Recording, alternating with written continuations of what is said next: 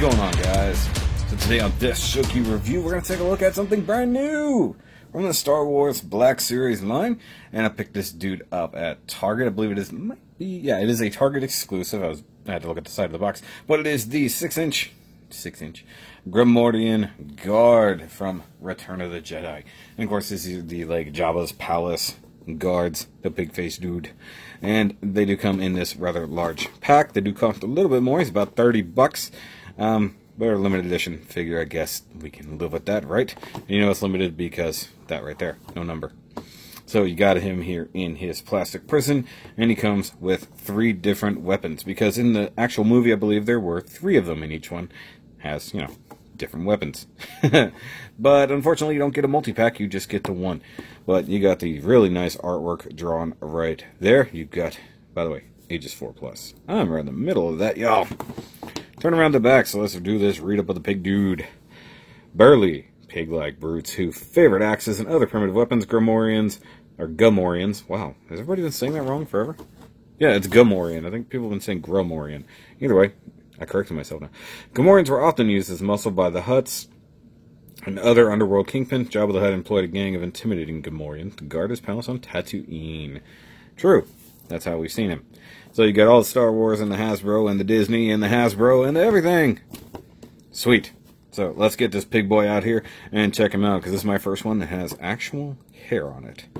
That's pretty awesome.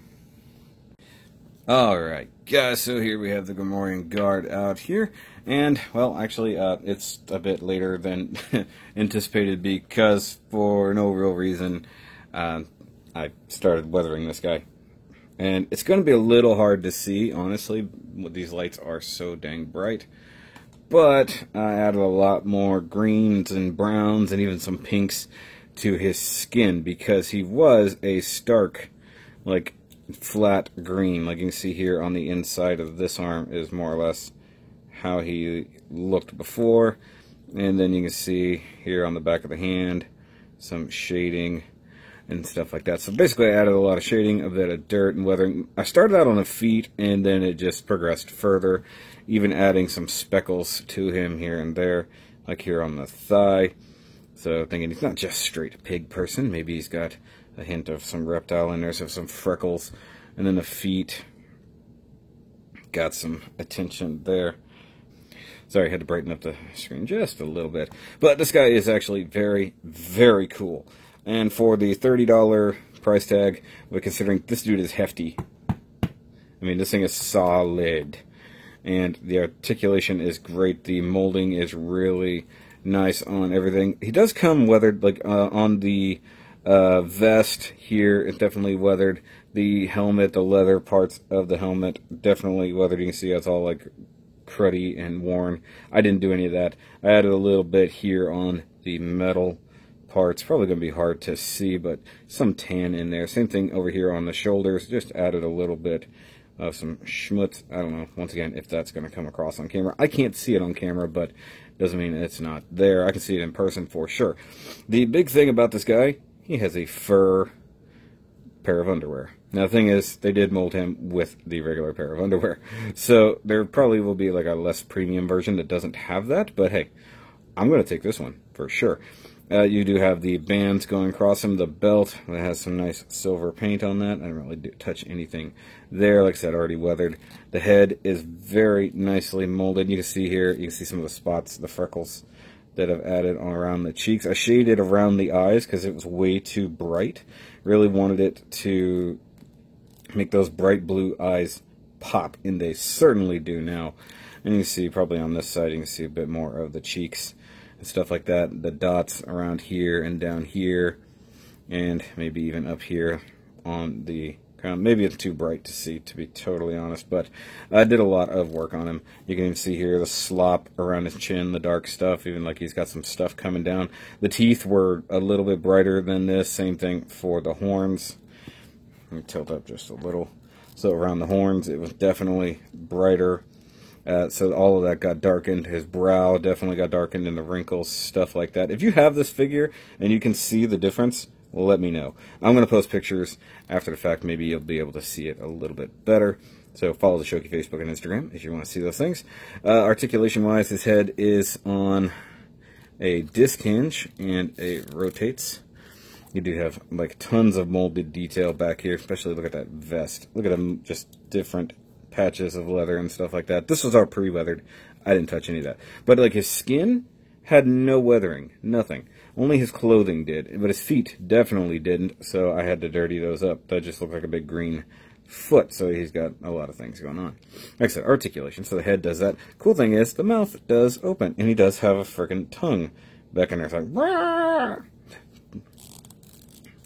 Rah! That's awesome. Like, actually, I got this guy because his mouth was originally more open than the others. I thought maybe that was just a difference. I didn't realize that the mouth did open. I really do dig that. And he could just... I think it does look a little... You know what? Shading around the eyes, he did have already some very nice painted or tempoed eyes. I think shading around them really made them pop and gave this guy a little bit more reality. Now, the top of the shoulder is actually molded or plugged into the thing there, so you can see that armor raise up. You can come up about that far. You do have elbow swivel.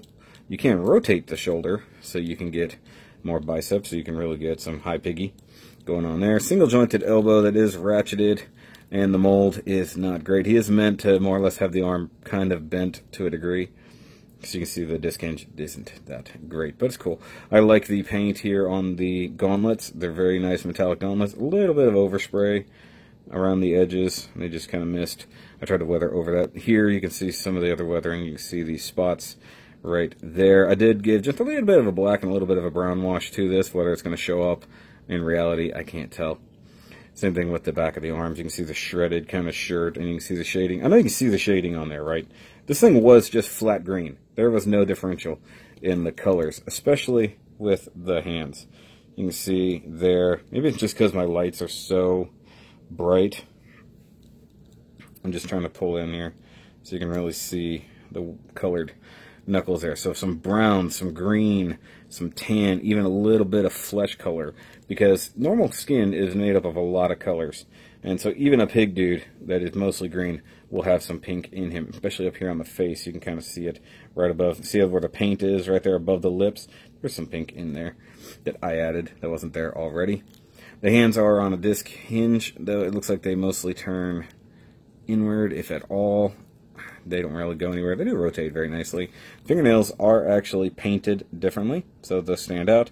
And of course, like I said, I got some weathering up in there. Probably get a little bit more right here around the thumb. Torso is on what I can assume is maybe a double ball joint, judging by how much he can move. So he can... Hi! So, maybe. I don't know.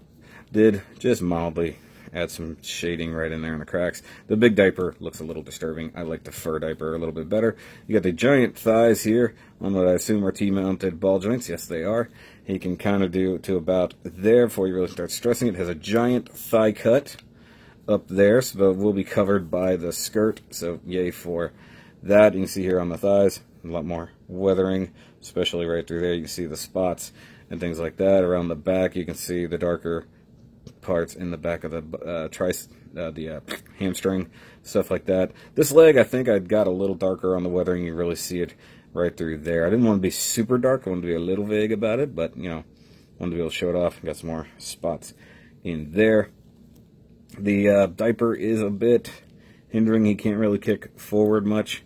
He can go back about that far. By the way, that is soft plastic and kind of flex a bit. Does have a double jointed knee. Very much breaks up the sculpt, but who cares? It looks really good. Most of the time he's just going to be standing there like a guard. He's not really going to be in action pose. His foot is on a swivel here, and I don't believe it rotates in any way. Nope, just a pivot. Just a pivot swivel. And like I said, the toes themselves are painted, and then the shading I added to it. So hopefully all of that is coming across. I can't tell. I might have to do some After Effects to help brighten that up. But I like this guy a lot. Definitely the best Black Series figure I've got so far. And I really loved Han. This guy takes it to another level. Well, let's go ahead and check out his weapons, because that is also one of the main accessories. So he does have 3 different weapons, because there were 3 different guards.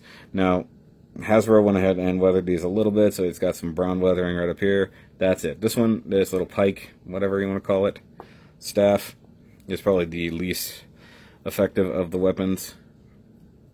but you can hold it. It is what it is. You can hold it probably way down here, like so, or way up here, like so. Hold the arms so you can stand there like that. Pretty cool. It definitely needs some more weathering and maybe even a wash or a dry brush a little bit. Give it some silver. That's one thing they did leave off of here. He does have this kind of axe, which is pretty cool. I do believe he dual wielded this one. They did give it some nice gray paint here along with some mud and rust splotches. I feel like the color is not coming across great here. Hold on. Is that a bit better? You see a little bit? I don't know. Can't tell. Hold on. I'm trying to adjust things just a little bit live here. Maybe you can see it a little bit better there. Looks pretty cool. You can see some of the differential. Painted all in different colors. I think the whole thing was probably gray and then painted all the other colors. Nice axe. You can hold it that way. Might be able to dual wield it. Let's see here. Come on. Come on, piggy. Yeah, you can dual wield it very nicely, like so. Not that you need to dual wield a weapon as such, but he can, and then he can look very fierce while doing so. I really do think that the weathering did help. Maybe you can see it a little bit better now that I turned it. Oh yeah, my bad. And yeah, he does have a hint of Ninja Turtle about it now, I guess. Yeah, turning that down, you can really see some of the brightness. So I'm going to have to adjust the brightness levels on the actual figure. I do have a lot more gray tones, or not gray tones, pink tones, around about there. It would be cool if I need to get a little bit of like light gold and just brush the toenails so they stand out a little bit. Okay, and we got one more axe to look at. So we'll go ahead and pull this one out of here. And it is the more like proper like chopping tomahawk axe. It's even got some cracks in it. That's pretty cool. It does have a forged look. Also has this big weld going down it. So it looks like it broke. It's also got this huge nub mark on the back. Come on. Alright, so this thing probably does deserve a little bit of weathering, just like the other ones do. I like that they tried. They tried a little bit. But the fact they gave us all these weapons is really, really cool. And I really do like this guy a lot. Glad I absolutely found him. He's hefty. I dig him. I don't know what I'm going to do for thumbnail just yet. But he's pretty cool. I kind of wish I had a Jabba's Palace set up for this guy. So I hope we're getting a Bib Fortuna, another one, sometime soon. So we can actually get that. Now, for a quick comparison. Last couple Star Wars figures we looked at. We got Han Solo, who is from... well, this is actually from the second movie, but he's technically wearing the same shirt in this one. And the last really hefty Target exclusive figure with Chewbacca. So he's much taller than those boys. Looks pretty good. And just for more comparison, because we saw these idiots next to each other in the movie, there he is next to C-3PO as he's trying to get into Jabba's palace. So pretty cool. I really do dig it. It's actually just, I can't say it anymore. It is a phenomenal figure, and actually I really enjoy the wash I did and the weathering I did to it, and I believe it can use some more. But guys, I definitely suggest going out and getting this one. If you can pick it up wherever you can. I found it on the shelf at Target. It is a Target exclusive, but you can probably get it online at BBTS and a few other different places. But for the most part, it's really, really cool. You got the real fur right there on the crotch. So why would you get a real fur version of this, but not a real fur Chewie? Maybe that'll be down the line. The articulation is very good for such a big, fat figure. So I guess you gotta take what you can. The weathering and stuff like that, the detail work from Hasbro is really good. If you're like me and you just want to play with it and add a little bit more to it, by all means, definitely give them a little more life. Stuff like that. Maybe even throw on some like dirt paint, not just grime. You probably could use it. A little bit of crud here on his diaper, so to speak. Maybe even a little bit of dry brushing on the weapons, which I'll probably do anyways because I think they need that. But it's a phenomenal figure. Definitely my favorite so far. So if we can get a 6-inch Jabba, I know they did like the big, like the 3 3/4 Jabba in Palace and all that stuff like that that's coming out. That's incredibly expensive, but like a super big normal size Jabba to go with this would be fun. Actually, you know what? I take it back. I believe they did do that, and I just never saw that. Anyways, it don't matter. Cool piggy dude. Go get him. If you guys like this guy, if you want to know a little bit more about how I weathered it and stuff like that, I can probably do a video for that. If you can even see the weather, let's just be honest here. I might have to turn the lights off to take pictures. But go ahead and hit the thumbs up button. You might chop your thumb off if you don't. And go ahead and subscribe if you have not. Please bend your elbow. I really don't like it when you don't. There you go. Go ahead and subscribe if you are new here.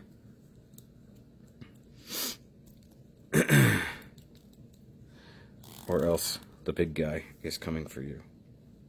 That's probably going to be the actual thing, Nice Anime Stance. And, yeah, Patreon, t-shirts, all the things.